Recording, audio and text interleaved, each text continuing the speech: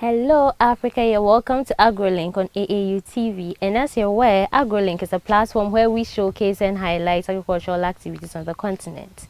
And for this episode, we are going to look at an industry which, according to statistics, has the potential to grow Ghana's economy more than our traditional exports, and this is no other than the mango industry.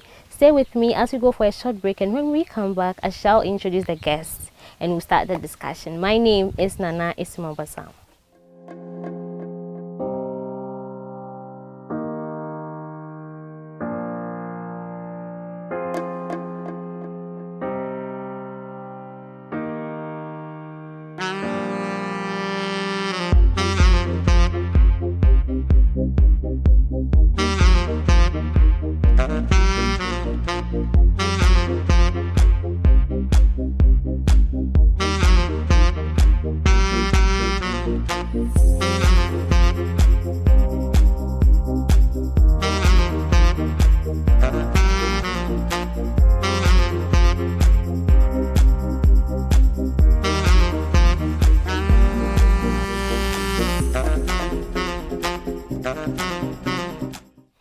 You're welcome back from the break. As I said before the break, we are going to look at the mango industry, and we have no other than the CEO of MKL Farms Limited here in Somanya, in the person of Maxwell Kofi. Maxwell, you're welcome to AGROLINK. Thank you. You're also welcome to my farm. Okay, thank you. So before we start, Maxwell, there are a variety of agricultural avenues you could have ventured into, but you chose mango specifically. What sparked your interest in this industry? Well, mango, when you mention of Somanya, most of the big men around, the people who are making it, they are mango farmers. And so those are the people who inspired me, and they are the people who I look forward to, because they are really making it big from the mango industry. So they decided to farm mangoes instead of cocoa and other crops. So that's why I also joined the mango business. Okay. Yeah. So did you join right after school, or you transitioned? Well, luckily for me, my parents started it. I'm a footballer myself, so I was not focusing on farming. I was only focusing on football. So I lost my dad, that's 2012. So after which I made my mind to travel outside the country. Growing up, I never made the mind to do farming. So I traveled twice to Dubai. I did not get what I wanted. The football contract I was trying to get, I did not get. So I returned on the 10th of January. That's when, when I was at Dubai, I tried to work, standing on my feet, washing of dishes and all that. Any kind of job that would come my way, I was making my mind to just do it, to survive outside there. But I realized the big men around are really making it from the mango business. So if the opportunity is there for me to know much about the mango, why don't I return back home just to start it? Before I traveled I was nursing the seedlings myself here, because I work under the late Mr. Frederick Rooney. He's a German missionary who came down to Somalia here to teach us much about the mangoes. Yeah. So I work a bit under him. So through that, I have the experience about mango, how to select mangoes. But I was not doing it after my basic school certificate. I did not go to senior high. Yeah, it was football after my basic school examination. I was moving from football academies to academy, football school to football schools. So actually, before I pushed much into football, I knew a little about the mango business already before I traveled. So when I returned, I made the mind not to invest much into football again, but just to come and maintain what my father left behind, and to be nursing my mango seedlings too as well. And through this, I've been able to achieve a lot. Yeah. Okay. So you can say you are one of the mango experts in Somanya. Yeah. Okay. When you come to Somanya, you mention Maxwell, they know the CEO of MKL. Maxwell Kofi, yeah. Okay. So Ghana has one of the best conditions for growing mango. This can make, if we actually tap into this, can make Ghana one of the leading exporters of mango in the world. Yeah. However, we are not really using this advantage. Yeah. What, in your opinion, is the state of mango production in Ghana? I think the state of mango production in Ghana is a bit improving, looking at things, because first, we only grow mango that you see people consume it locally alone, but now that the exporters have come on board, that they are really exporting mangoes. First, that people don't really know about these mangoes, but looking at things bit by bit, it's improving. Yeah, so I think the government also needs to do much, to bring people's concern much about mangoes too. That's what to push the mangoes further more. Yeah, I think that's so. So I think in the past, the little mangoes, the local mangoes were the ones that were usually on the market. But with time, we see a lot of the salau mangoes. Yeah.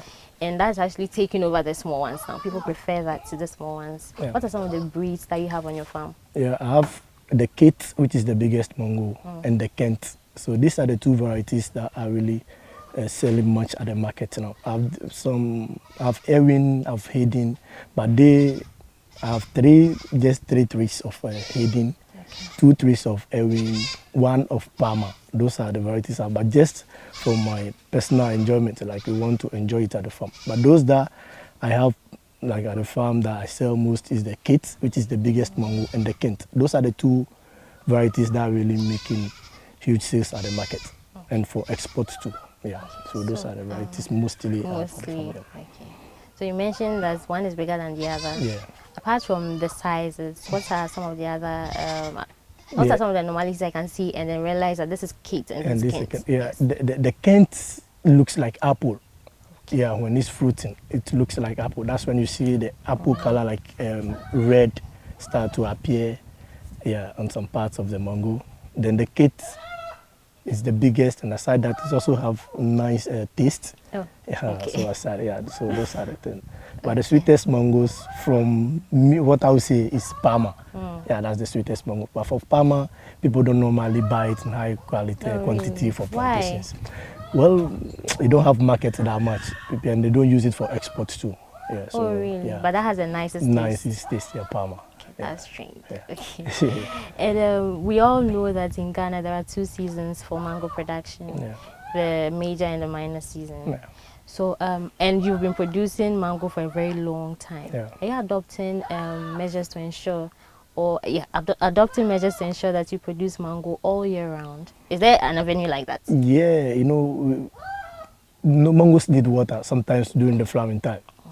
So if some people are really using irrigation system, so those who are really into the irrigation system are those people who are really benefiting from all this kind of year round, because sometimes you see that the season is over, but some people still have mangoes at their farm. So those people mostly are using the irrigation system. So even when you come to Somalia and some part of the country, you see that we have the mangoes twice in a year.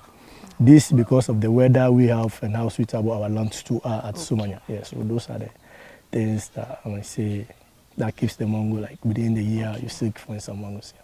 So it's mainly because of the weather conditions. The weather conditions is part of it, and the suitable land too. Yeah, so part of it. So let's now move to some of the challenges that you face as a young farmer. I know that the mango industry has been, for a very long time, has been plagued by the black bacteria disease and then some of the flies as well. Yeah. And it happened in the cocoa industry where the government they used an intervention to ensure that they sustain the cocoa industry. Yeah. Yes. What are some of the measures you are adopting, or what are some of the help, or what is some of the help that you are getting to ensure that your farm is disease free? What are some of the practices you also take into consideration when you are planting, grafting, as well as even nursing? Yeah. What I did most, like you mentioned, BBS is the most effective disease that's really destroying the mangoes as of now.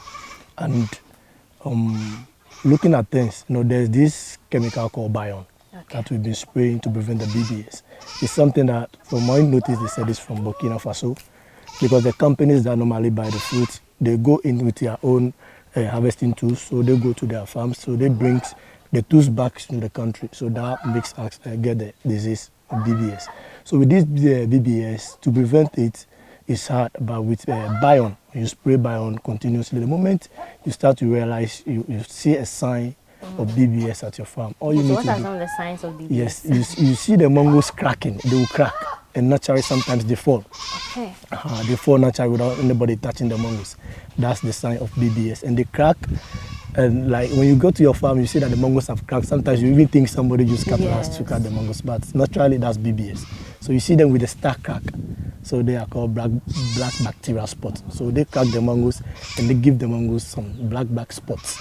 So to prevent them, you must use Bion. So that's what I've been spraying at my farm, so that I don't get that effect. Because when you get BBS infection at your farms, it destroys the mangoes totally. And even when you have an estimate of raising, let's say 50,000 from harvesting, you get as low as, let's say, 20,000 or 25,000, which to cost you a lot. So to prevent all this, you must use bio, and that's what I've been doing at my farm so far before I'm able to maintain my farm. So those are the challenges. And sometimes too, I think the government need to do much on mangoes industry, like the same way it's assisting the cocoa farmers. Yeah. I think if the government is really putting much attention on mango farming, because what mango has done for me in my life, because I never knew I would become a mango farmer, because my focus and everything was on football. Everything I did in my life, because my father also grew my lifestyle on football alone. Yeah, so when he was not there, that I realized I have something back home that I have the skill into it. When I started to realize I've been able to achieve a lot of things. I've been able to help some people, like employ many people who are also working under MK World Farms. That means mango can boost the Ghana economy a lot. Exactly. Yeah. The ripple effect is very high. Yes. Yeah. Okay.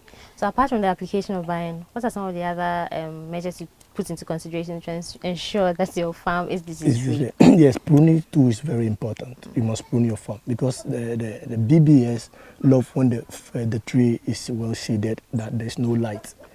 So the moment you prune, automatically they don't like the sunlight. So when the sun scorches in the tree, that's when the BBS naturally vanish from the farm. So I mostly don't joke with my pruning. So every year after harvesting, I prune. Every year I prune my farm. So those are the secrets. And through that fruiting, I'm able to get my mangoes twice within the year. We still have some farms around Somania that don't harvest mangoes twice a year. All because they don't prune their farm, they don't maintain their farm well. So keeping your sanitations at the farm neat is also part of it to prevent BBS. Okay. So agriculture is usually a very expensive field. Let's say, let's take a young graduate, for instance, who has no source of income currently and wants to venture into agriculture.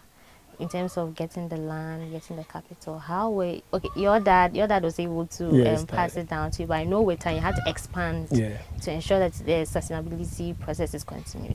So how was this experience for you?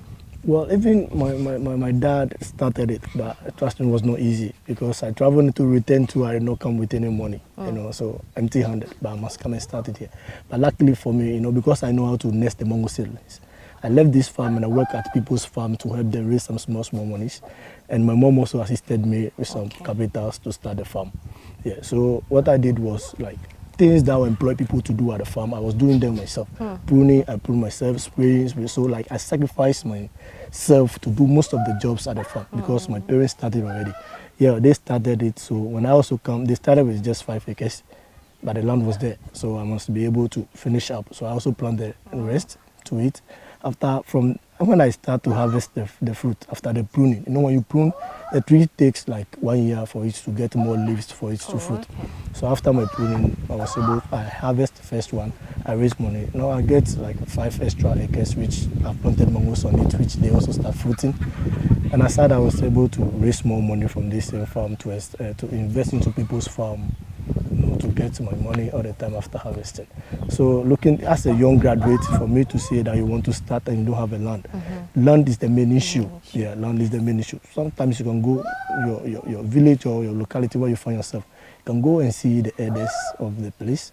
You talk to them. Okay, this is the business you want to bring aboard, because some people have been assisting with that idea. Go to them, talk to them. They can lease the land for you. Sometimes you get some land as low as 100 cedis per year.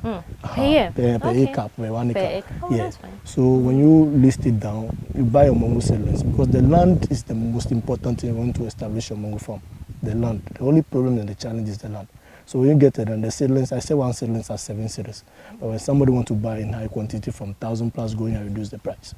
Okay, so when you get your seedlings, then you plant it. You must wait again for 3 years for these mangoes to start to fruit for you. So those are the things. So the main challenge as a graduate to start your mango plantation is the land. When you get the land, the remaining things are there's peanut monies that you can go by this year. So the land, because we know land in Ghana now costing very high now. It's pricey. Yeah, so the land is the main challenge, for me to see. Okay. So mango is highly perishable. So before you even have it, you have to ensure that you have markets for it. If you are not going to add value to it immediately. And as a young graduate who just finished school, I've been able to acquire land, which is very expensive here. How will I be able to sustain my market or even attract people? Because now people are understanding the mango industry, and with the major season, there's a lot in the market. So the prices are not stable. How do I attract and sustain customers? Yeah, to attract and to sustain customers, like let me use myself as an example. Okay. When I start this business, my father started, but some things he need to do, but he was not able to do it. So when I come, what I did was I went to the companies. Okay. There's HPW, there's Blue Skies, and we have Boomat. These are the three major companies who buy mango in high scale. So I went to Blue Skies and I told them my problem. Yes, I want to push much into mango. I know you are one of the biggest companies in Ghana now that buy mangoes in high quantity. So please, I'll make sure, can you tell me some of the standards you consider before you buy mangoes from my farm? And they are like, okay, Maxwell, treat your mangoes well, treat your farm well, make sure you prune at the right time and spray. Those are the petty things you must do at your farm. Make sure your mangoes are not diseased. So, okay, I did that. I went to them. So I called upon them to check my farms anytime I have flowers. Because way back, I don't know much about what they want, their standard before they be buying the fruit. So they came to my farm and they told me when the mangoes were about maturing, they're like, okay, this is the standard we want. So after which, I won their trust and they start buying from me. So every year they make sure they ask me how much quantity of mangoes I can supply them. So through that, I even take people's farm that they have the farm. I make sure they treat their mangoes well, and with my company name, I help them sell their fruit. So those are the things. If you don't have markets for it, mangoes, like you said, is everywhere. And the major season too is sometimes you face challenges to sell, and because of high risk of mangoes perishing, you must try to open up and to go to the people who need mangoes. You can't be there to say, I'm farming mango, and you don't go in for marketing. That's when you run lost into the business. So what you need to do at first is to go to people who need mangoes, who want to buy mangoes. So you expose your product. You must make sure the standard of your mangoes to be in high quality, because we have export quality of mangoes. We have the company supply, and we have even people who come to the farm to buy it and sell it to the market. So if you want, like say, export quality, there is a way of going by how you prune your farm, so always there will be sunlight at your farm. That makes the mangoes look red and very beautiful. That's when the exporters will come and buy from you. When you want the company supply, they don't need any nice mango. All they want, they'll just go and peel it and they use it for whatever they want to use it for. So those are the standards you must put in consideration. Mango is not a business because of how many people are really investing into it now. There is this kind of challenge a bit about marketing. So all you need to do is to move in, and then you talk to the companies who need the fruit. Because now I'm dealing with the three companies. So first I only deal with Blue Skies. But because of the farms I get, now the farms, I've expanded the farm. I have many farms, so the owners don't believe in the business. So I invest my own money into it, and I sell to the company. So because of this, I get all the companies on board that I am doing business with all of them. So if you are a young guy who really want to go into mango farming, first thing after getting your land, when you start with your mango planting, 2 years before your mango starts to fruit after 3 years, you must start to see the companies to talk them, okay, you have mango farm, or you've started your farm, and the next 3 years is to start to fruit. Okay, so what's the next thing you must do? Then you talk to them, expose your farm to them and what you are doing. That's market itself, right? Get markets. That's it. Okay. Yes. All right. Max, I'm enjoying this conversation, but then we'll go for a short break, and when we come back, we'll continue. Okay, thank you.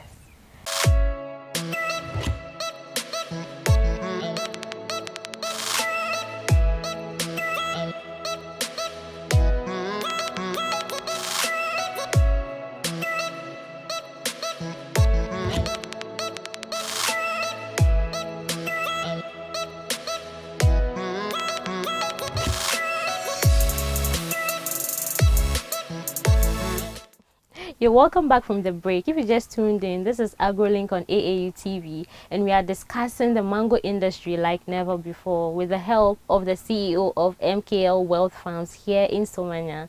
Before the break, we were discussing the beginning stage or how to start a mango farm. And now we are going to move to the best practices in sustaining and ensuring that your farm is the best in Ghana. So now you mentioned earlier about how some of the mangoes look attractive, and this depending on the sector you're focusing on. If you're focusing on exports, internal companies, yes, they have their standards. Yeah. So how do I ensure that I meet these standards when I even want to start the mango production? What are some of the practices I should think of before starting? Yeah, to start, first and foremost, you need to get a good mango seedlings, a grafted one and a hybrid type. The kind of varieties you want. Like I do mention earlier on, we have two varieties which are really doing much well at the market. That's the Kent and the Kit. So, let's say you want to start with the Kit. That's the biggest and the most popular mango. That's Kit, which is also good for export. You first need to get a certified seedlings operator. Like when you come to MK World Farms, we own the plantation. We are into the business for so many years. So the experience is there. We get our grafting stakes from this same plantation, which are certified. Always make sure we put our farm in good condition so that we don't sell our seedlings to people who are new investors who are going to face challenges as they go into the business. So when you buy your seedlings you first need to get a seedlings from a certified seedlings operator. When you buy the seedlings, then the next thing after you get in your land. So we nest the seedlings for you already. So when you buy, straight away for you to go and plant it on the field. But the works we do is for us to get a good soil in the nursery bags. And what is a good soil? Yeah, we mix with the animal dung, with soil, then sometimes with the chaff. Yeah, then we mix everything 1:1 of any bowl at all we pick to measure with. Then we put into the nursery bags before we nest the mango seed into a set. But before we do that, we get our local seeds ready. To do that, you can't plant these seeds to get the same variety you want, the same mango hybrid. So you can't plant the hybrid just like that? You can't just do that. So all you need to do, to get the hybrid mangoes, you must do grafting. So there's a lot of process before you get to the grafting stage. So like we first get the local seeds. So we now removal of the local seeds. Then we put it into the mixed soil with the animal dung. Then we put it gently into the middle of the nesting rubber. So we wait, then we cover it with grass for 2 weeks, then they will germinate. After germinating, we go back to the same food, then we lay them on the bed. Yeah, so we apply grass on them so that the germination will be quicker and very soft, so that when you nest them at early stage, they don't need too much sun. Because sometimes the sun destroys the eye, the embryo where it will germinate from. So we apply the grass on it so that it will help it to germinate very well. So after which 2 weeks time, we'll come back to the bed where we lay the nest mangoes. We will remove first the tall ones, then we set another bed, then we lay them.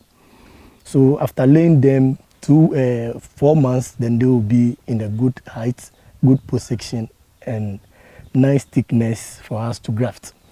So during grafting time, we graft after 2 weeks, they will also shoot. From shooting, then 1 month again, then they will be ready. The leaves will be deep green because you can't transplant mangoes when the leaves are light green. The risk of sending mangoes to your fruit when they are light green is very high. You're going to lose most of the things you bought for your money with. So what we do is to make sure the mango leaves are deep green, and we even preserve them 3 days before our customers pick them out to their food. Yeah, we also have a package that we plant everything for you. We will come to your site, we do lining, digging, and everything. Now you can see the mangoes will be in the line, so that harvesting, the movement at the farm will be easy for you. So we do all that in the package. So after which, you send your mangoes to your farm, and after planting, you'll be waiting. But all you need to be doing is to make sure you'll be scouting your mangoes, make sure there are no diseases, especially you not allowing grasses to grow where the mangoes are. Make sure all the mango trees that we planted are free from the weeds. Grass don't grow around them, so that they get the air, the sunlight for them also to grow on time. So 3 years after planting, then you start to experience your mangoes fruiting. So for the first 3 years that the fruit, you are not going to get as much as somebody who tree have grows like 4 or 5 years going, because the 3 years is your first year that you're going to start with your harvesting. So you get, let's say, one mango tree can give you let's assume 100 cedis per one tree. I do have some trees at the minor season I harvest and I raise 1,000 cedis from one mango tree. But from the start, you can't budget for that. So let's say one tree is going to give you 100 cedis. Sometimes you can even get 50 cedis from one tree, because that's from the infancy. Yeah, that's you start here. So those are the things you must put in consideration. But we also do pruning when the trees are very young. When you do that, the tree will not grow to that height. Some people want their farm to look nice and the trees to be at the normal level that they can even stand and do their harvesting without them climbing the tree. So with that, we start pruning with a steel cutter when the tree is very young. So with that, you get most branches when the tree is very young and they will not grow that tall for you to climb before doing pruning. So all those practices are there that we do. Okay. Yeah. So, Max, do you benefit from any governmental initiatives, existing ones? Let's say if the government, in terms of subsidies for spraying, subsidies for irrigation, subsidies for seedlings, do you benefit from any of these? Yeah, the agric ministry here, sometimes they organize workshop for us to attend, how to direct us from disease, how we should be able to detect when these BBS, with the BBS sometimes you see them attacking the leaves. You see the leaves looking yellowish and there's this kind of spot that's the black spot in it. So it's easy for us to identify the disease when they are at our farm. So they do that, and the government sometimes also apply seedlings from us, and they share it to farmers who are new, who really want to go invest into it. So when they don't provide land, but what they do is somebody like me that they know I'm a seedlings grower, which I'm expert. They place order. Let's say, Maxwell, this year we need 10,000 seedlings from you. We will give you the names of the beneficiaries that will come for the seedlings for them to plant at their farm. So that's what the government and the agric ministry are doing. Sometimes they organize workshops for us to attend so that they try to help us with the theory aspects of the mango business, and they employ people under us. So we also take them through the farm work and how they can also go with their farm activities when they establish their mango plantations. Okay. Yeah.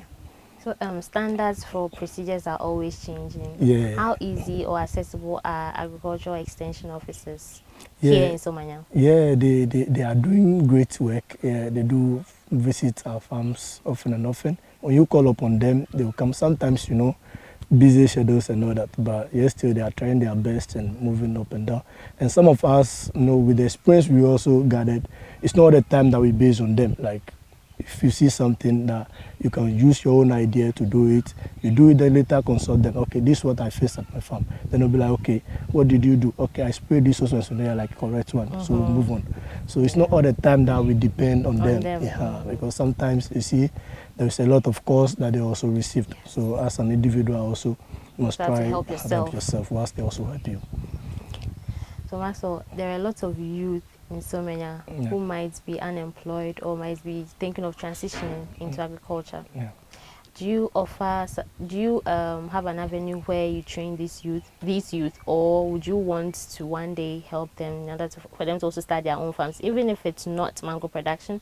Some of the practices that they can learn here in terms of spraying, pruning, grafting, so that they also build themselves up. Do you have an avenue like that? Yeah. And even at my farm, you will not see me employing grown-up. I mostly employ young ones. Yeah, because it's hard. I always use myself as an example, and I always try to be open up, to be real, to tell them my story. What I went through outside the country, how, growing up, I never knew there would be a day, Maxwell, I'll be so proud to do mango farming. So I try to tell them, you are only here. Me, I traveled. I raised money several times, twice, and I sent it outside to Dubai, just for football and no work, agent to be lying to and all those kind of stuff. But you are here. You are likely to be around Somanya. So just come. I even get the opportunity to talk to some of them, to convince them to buy them nursery bags, to get a land to start a mango plantation not easy. But I'll buy them the nursery bags. I'll try to assist them with the seed and everything for them to nest their seedlings. But sometimes it's hard for these people. So what I'm trying to do now is that I'm not going to force them. When I talk to you, I'm ready to do, I'm ready to assist you. And I even employ some of them. Whilst you are learning, you stay with me 1 or 2 years, you are easy to go. When I employ you, I also pay you. You get your salary and you also know. I've trained so far more than 20 guys that some have established their own companies, small. They are also nursing their seedlings now. So those are the things I'm doing. And some of these same people are also footballers. When they hear my story, they're like, Mark, sorry. I told them, no, we should not depend on only one thing. I've seen a lot of great footballers who have the name, they made money, by the end, they don't have much. Yes, it's a whole lot of things. So why now, farming is something you must be patient and keep you busy and help you to be smart on how to spend your money. Because I'm managing this farm and I'm investing into other farms, which is going to take me 1 year, 6 months, and sometimes even 3 years for me to start getting money. So when I get money, you can't expect me just to waste it. Yes. That's the thing. So that's how I'm living my life now. So you don't see me maybe doing those kind of things, excuse me, other people are doing. I do what I plan. Right. Yes, I do what I plan to do, not what somebody is expecting me to do. Yeah. So more times I try to get them close. I will convince them. It's hard. It's hard. Yes, sometimes I feel shy to like convince somebody into it because that's when we are schooling, when you do something or you misbehave at school, they give you punishment to go and weed. So we see farming to be a punishment. Yes. So that thing really got into people's mind. Exactly. Yeah, they give you punishment, go and weed, go and do this. So they see agriculture to be a punishment. Yes, to see a punishment. So I'm just pleading to the youth out there that they should not see it like that. Yeah, they should not. I've been able to achieve a lot of things from this same business, and I'm still doing more. And I wish they also come close if they get opportunity. In the agriculture sector, anything they feel like they know much about, they should just invest into it. Once you have something else doing, try. Don't waste all your opportunities. Grab them. Because if like I started early, like I'll be much higher than this. But yesterday I never regretted that because through those mistakes, it pushes me to get back to my senses to do what I'm doing now. Yeah, so to the youth, it's hard sometimes to convince them. Yeah, but I'm trying my best, to employ them. So most of the guys I work with are youth. I work only with the youth. I can't employ, to employ somebody who had a method. So you like to invest in the youth in order to build up their capacity. Their capacity, yes. Entrepreneurship is the way forward. Yes. Still on you giving back, usually during long vacations, students are interested in learning or going for internships.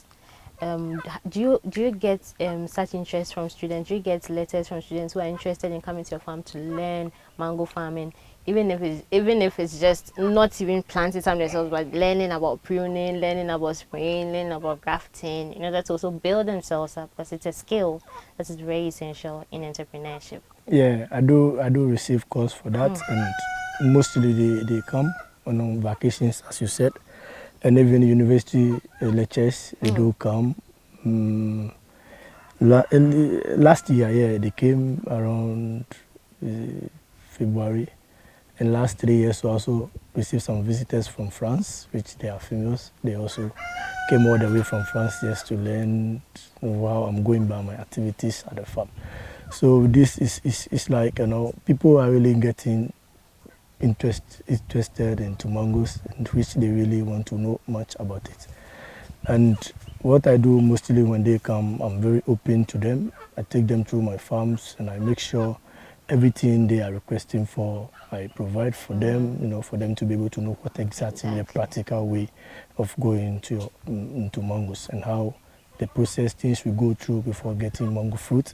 Some people are there, they don't even believe in these hybrid mangoes. Yeah, people don't really believe in it. So when they come down to see, wow, Max, so you were able to harvest all these mangoes from this farm, they'll be like, not all, I still have much to harvest. Because with 10 acres mango farm, which really fruited very well, you can raise as much as 50 tons of mangoes, which 1 ton is costing at the minor season is 2,000 Ghana cedis. That's minor season? That's minor season price. So major season, the companies are buying it 1 CD 50 pesos.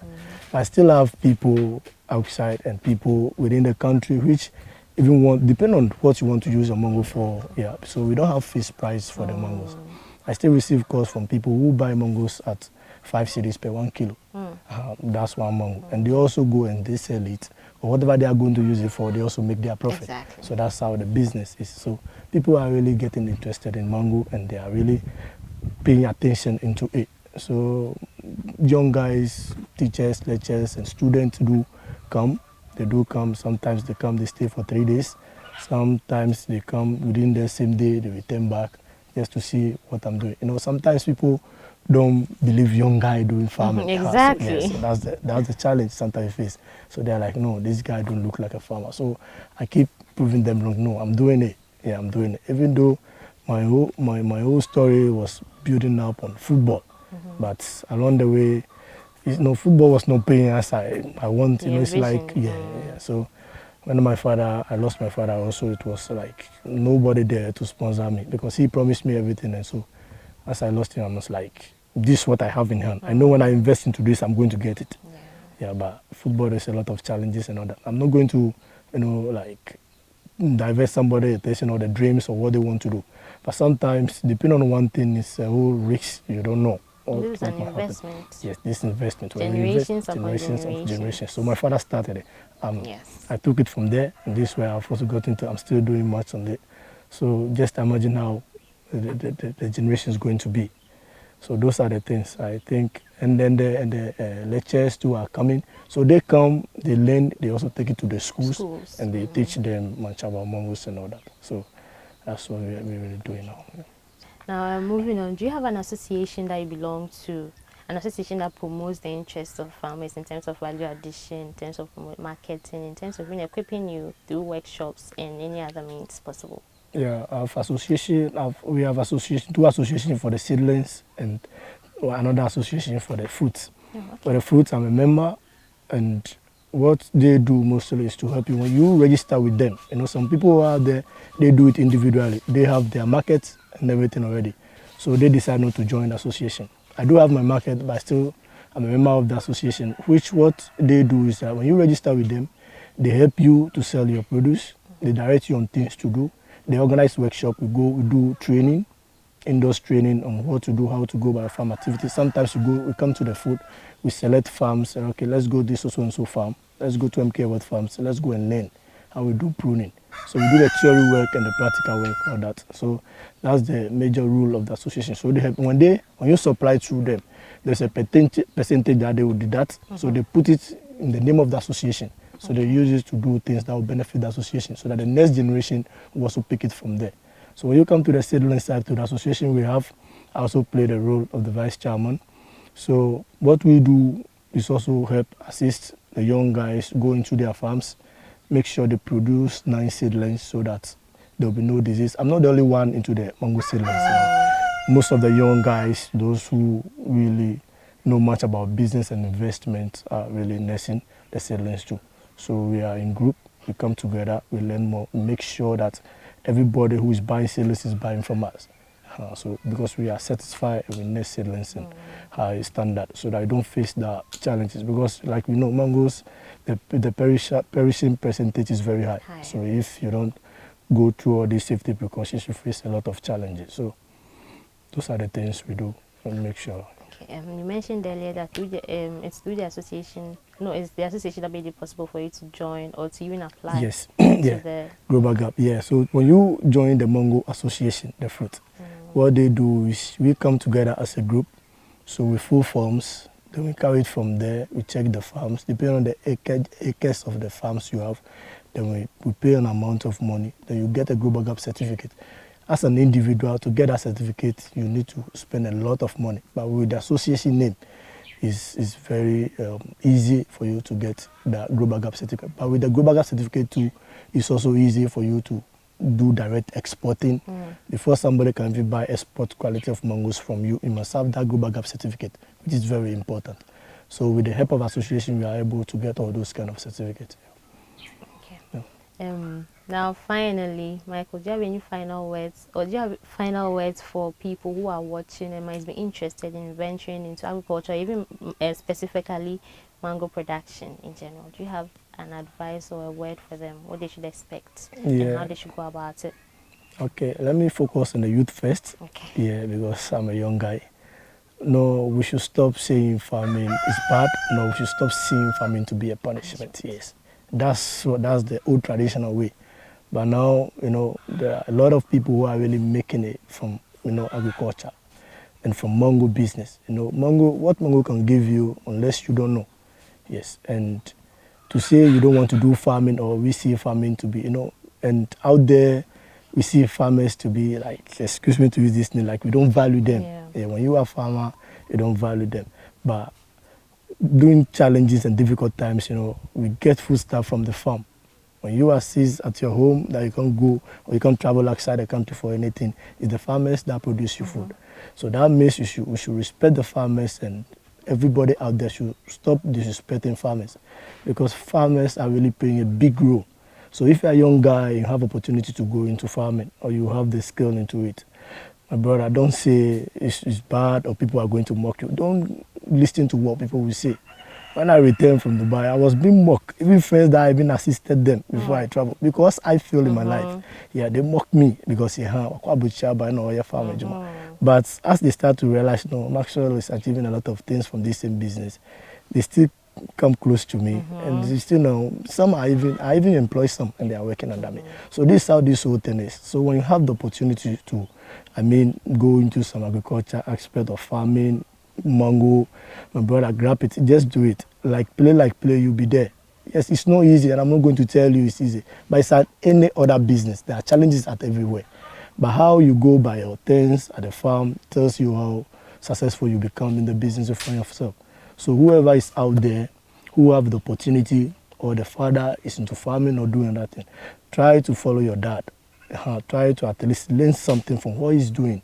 You don't know how life will be. Like myself, I always say I want to be a footballer. I always dream of football alone, nothing again.